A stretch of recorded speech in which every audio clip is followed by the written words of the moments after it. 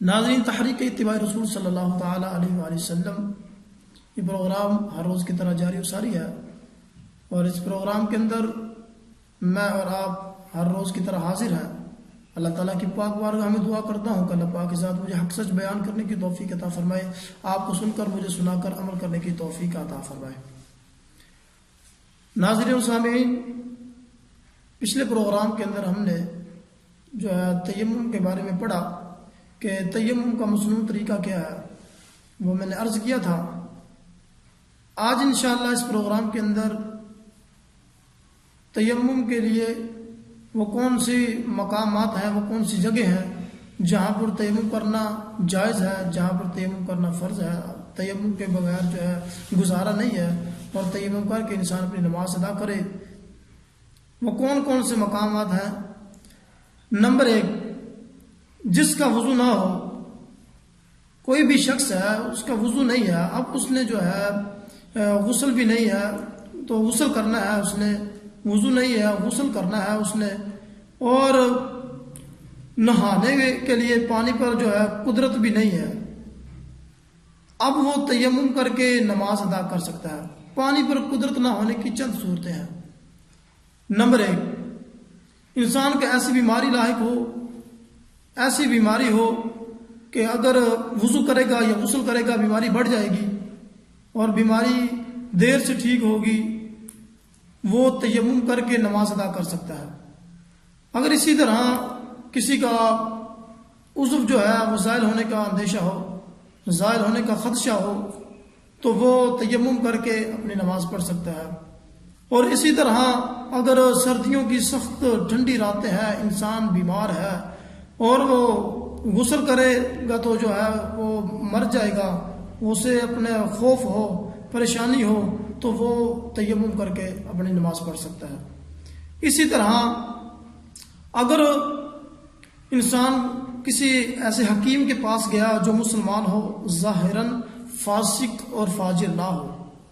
دنا ہو، سمجھدار ہو، اور وہ حکیم جو ہے سمجھدار ہو، اور اس نے کہا کہ اگر آپ نے جو ہے غسل کیا یا وضو کیا تو آپ کا جو ہے بیماری بڑھ جائے گی، تو ایسے طبیب اور حکیم کے کہنے پر تیمم انسان کر سکتا ہے۔ اگر کوئی طبیب یا حکیم جو ہے جو ظاہراً فاسق اور فاجر ہو اور مسلمان بھی نہ ہو، تو ایسے جو طبیب کے کہنے پر ہم جو ہے تیمم نہیں کریں گے۔ یا چھوٹا سا بیماری ہو، چھوٹی سی مسئلہ بن جائے انسان کو، جو مثال کے طور پر ایک بخار ہو جائے یا کوئی اور مسئلہ تھوڑا سا بن جائے، تو آپ ڈاکٹر صاحب کہہ دیں یا طبیب صاحب کہہ دیں کہ جناب آپ نے جو ہے وضو نہیں کرنا ہے، تو آپ نے جو ہے تیمم کر لیں۔ ناظرین، یہ اس وقت مسئلہ ہے کہ جب انسان کی بیماری اتنی زیادہ بڑھ جائے، اگر پانی انسان کے کسی عضو کے ساتھ جو ہے اٹیچ ہوگا تو اس عضو کو جو ہے زائل ہونے کا اندیشہ ہو،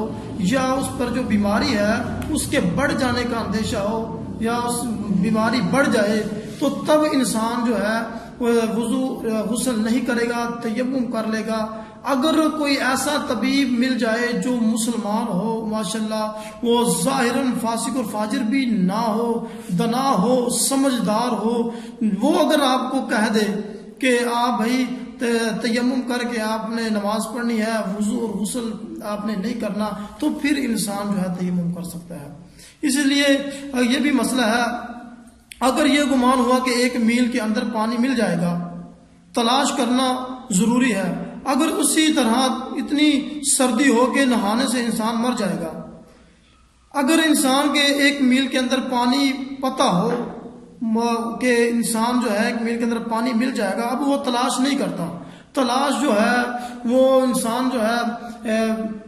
تیمم کر کے نماز پڑھ لیتا ہے، پانی تلاش نہیں کرتا، غور و فکر نہیں کرتا، 1 میل کے اندر تیمم کر کے نماز پڑھ لیتا ہے۔ اگر تیمم کر کے نماز پڑھ لی تو بعد میں پانی مل گیا، تو پانی جب مل گیا تو وہ نماز کا جو ہے اعادہ کرے گا، نماز دوبارہ لوٹائے گا، نماز دوبارہ پڑھنا اس پر واجب ہوگی، اس کے ساتھ کام نہیں چلے گا۔ ہاں، اگر 1 میل کے اندر آپ کو پانی نہیں ملا، آپ نے غور و فکر کیا، پانی کو تلاش کیا، پانی کو تلاش کرتے رہے، کرتے کرتے آخرکار چاروں طرف 1 میل پانی آپ کو کہیں بھی نہ ملا، تو پھر آپ تیمم کر سکتے ہیں، پھر آپ تیمم کر کے نماز پڑھ سکتے ہیں۔ اسی طرح مسئلہ یہ بھی ایک ہے کہ اگر اسی طرح اتنی سردی ہو کہ انسان جو ہے اگر نہائے گا یا غسل کرے گا تو وہ جو ہے سردیوں کی سخت راتیں ہیں، اتنی سخت راتیں ہیں کہ اس کے پاس کوئی ایسا کپڑا بھی موجود نہیں ہے غسل کرنے کے بعد وہ اپنے جسم پر لپیٹ لے، یا اس کے پاس کوئی مثال کے طور پر آگ وغیرہ اس کے پاس مہیا نہیں ہے کہ جس کی وہ تاپ لا سکے غسل کرنے کے بعد، تو اور اس کے جو ہے بیماری کے بڑھ جانے کا خوف ہو یا مر جانے کا خوف ہو، تو پھر وہاں پر بھی ایسی صورت میں بھی تیمم کر سکتا ہے، تیمم کر کے اپنی نماز پڑھ سکتا ہے۔ ناظرین و سامعین، اسی طرح اگر انسان ایسی جگہ پر پہنچ گیا، جنگل ہے جس طرح، یا ایسی جگہ پر پہنچ گیا کہ جہاں پر جو ہے پانی موجود نہیں ہے، اگر پانی ہے لیکن کنویں میں ہے اور کنویں کے اندر جو ہے پانی نکالنے کا کوئی جو ہے وسیلہ نہیں ہے، ڈول نہیں ہے یا رسی نہیں ہے آپ کے پاس، تو آپ جو ہے وہاں پر بھی جو ہے غور و فکر کرے، تلاش کرے، پانی نہ ملنے کی صورت میں اگر چاہے کنواں پاس ہی کیوں نہ ہو لیکن اس سے نکالنے کے لیے، پانی نکالنے کے لیے کنویں سے کوئی چیز آپ کے پاس نہیں ہے، رسی وغیرہ نہیں ہے، ڈول وغیرہ نہیں ہے، تو آپ وہاں پر تیمم کر سکتے ہیں، تیمم کر کے اپنا نماز ادا کر سکتے ہیں۔ ہاں اگر آپ کو پاس کوئی ایسا ڈول ہے لیکن رسی نہیں ہے، آپ کے پاس کوئی کپڑا ہے، مثال کے طور پر امامہ شریف ہے، یا اس کے علاوہ آپ کے پاس کوئی چادر وغیرہ ہے، کپڑا وغیرہ ہے، تو وہ آپ ڈول کے ساتھ باندھ لیں اور ڈول کے ساتھ باندھ کر آپ پانی نکالیں، تو پھر آپ تیمم نہیں کر سکتے، پھر آپ وضو ہی کریں گے۔ ایسی جو ہے صورتحال میں آپ کا تیمم نہیں ہوگا۔ اسی طرح پیاس کا خوف ہو، انسان سفر پر ہے، انسان کے پاس جانور بھی ہے، انسان جو ہے خود بھی اپنی پیاس بجھانے کے لیے انسان کے پاس پانی تھوڑا ہے، اتنا پانی ہے کہ وہ راستے کے اندر جو ہے اپنے جانور کی پیاس بجھا سکتا ہے، اپنی بھی پیاس بجھا سکتا ہے، اور اس کے لیے اس کے پاس اتنا وافر پانی موجود نہیں ہے کہ وہ جو ہے وضو کرے یا غسل کرے۔ وضو کرے گا تو پانی کم ہو جائے گا، پھر بعد میں پیاس کا مسئلہ بنے گا، جانور کی پیاس کا مسئلہ بنے گا، تو اور اسے پتہ بھی ہے کہ جس راستے پر میں سفر کر رہا ہوں اس راستے پر کوئی بھی ایسی جگہ نہیں ہے جہاں پر کوئی پانی کا تالاب ہو یا کوئی نہر وغیرہ ہو، کوئی بھی مثلاً کہ پانی اس راستے پر کہیں بھی نہیں ملے گا، تو ایسی صورتحال میں وہ جو ہے پانی جو ہے پینے کے لیے ہے وہ وہاں پر وضو کر لے، تیمم کر لے، تیمم کر کے نماز پڑھ لے، تو آپ کا جو ہے تیمم ہو جائے گا۔ اور اگر راستے کے اندر کہیں بھی آپ کو پانی مل جائے، آپ کو پتا ہو کہ فلاں جگہ پر، میں نے پہلے بھی اس راستے پر سفر کیا ہے، فلاں جگہ پر پانی ہے، فلاں جگہ پر تالاب ہے یا نہر چل رہی ہے